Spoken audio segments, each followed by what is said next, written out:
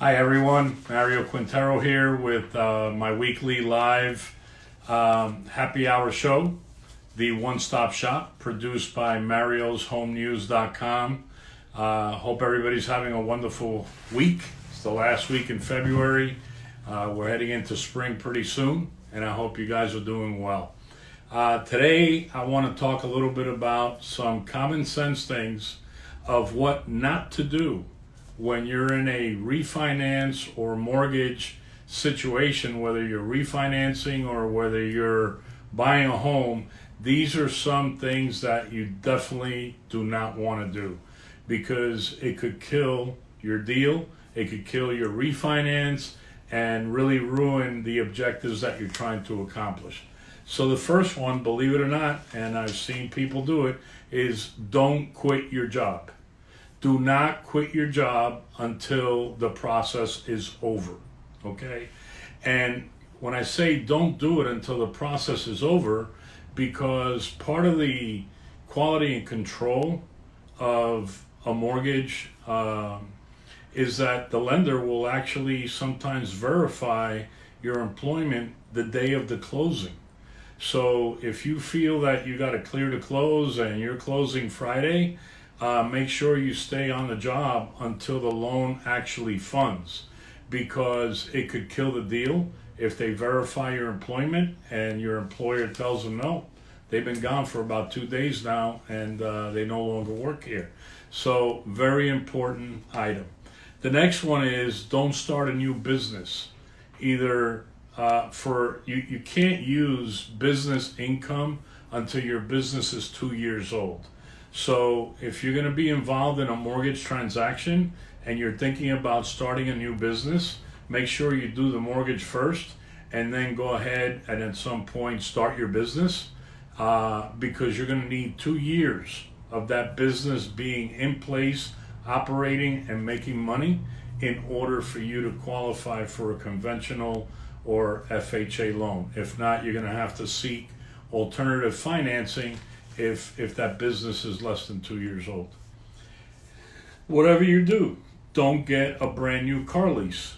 I know that everyone is tempted by all the car commercials. I mean, there's got to be about 200 car commercials a day as you're watching TV or even on your phone. Now they're coming on Facebook. You're getting hit all over the place. Whatever you do, do not add that extra expense to your monthly obligations, because it could hinder your ability to get approved and finalize your transaction. Don't buy or lease a new boat or jet ski, even if the monthly payment is going to be $150 a month or $75 a month for a jet ski or whatever they cost. These are long-term financing plans that boats and jet skis offer to make your payment as low as possible, but that's going to add to your monthly obligations, and you don't want that to throw off your debt to income ratio. So I know we just had the big boat show here in South Florida, and one of the things I told many of my clients was, whatever you do, if you're going to the boat show, don't buy a boat or a jet ski. Don't buy new furniture. If you're in the process of buying a home and you're in the process of in the mortgage for that new home, there's a lot of furniture ads out there. You know, don't pay for the next 7 years. Don't pay for the next 10 years. Make very small payments over the next 7 to 10 years. Don't buy the furniture until you own the house, until you actually have the keys, your loan closed, and you're moved in. Get the furniture then, not before, because that could also kill your deal. Don't take on new credit card debt. One of the factors that we use and all lenders use is your monthly obligations. So whatever your minimum payment is on all your different credit cards, we look at that and put it into the system to calculate your debt to income ratio. If you're out there buying clothes, shoes, going to dinner every night, that's adding to that monthly obligation, and that could also hurt your chances of getting your final approval. So financial discipline is very important during this process. Try not to buy a vacation, okay? I know here in Florida, there's a lot of deals going on with go on a cruise to the Caribbean. 5 days, 4 nights. Go on a Disney cruise. Go here, go there. Don't do it.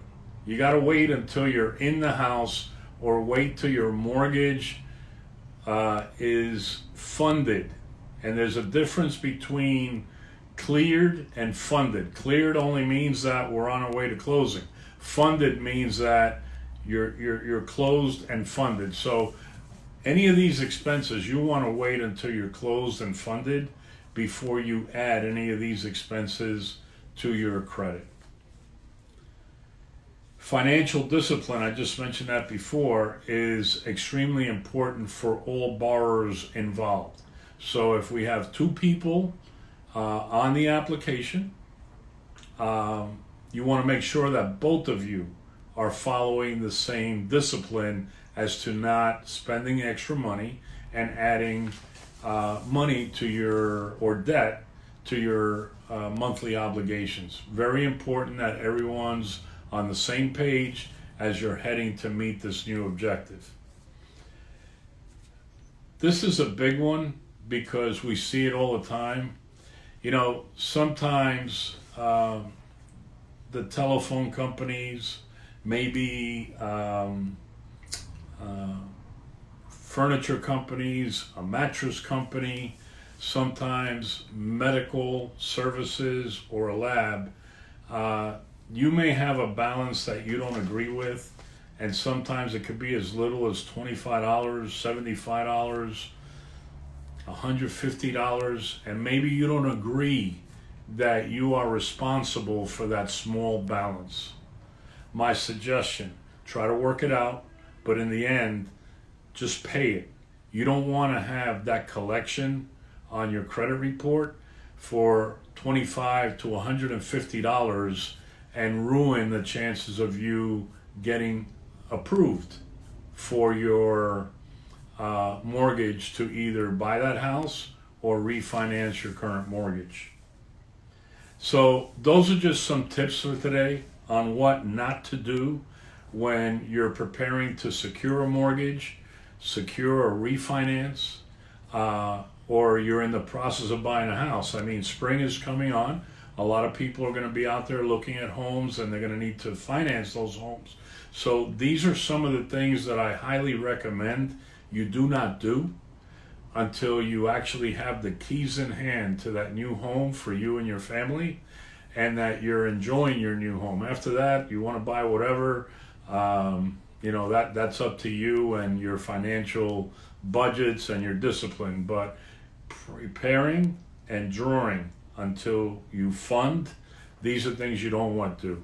If you need any assistance with this, if you want to sit down and have a consultation, my name is Mario Quintero, and you could either reach me here at the office at 305-598-1600, or you could call me directly on my phone, on my cell phone, 305-588-0451.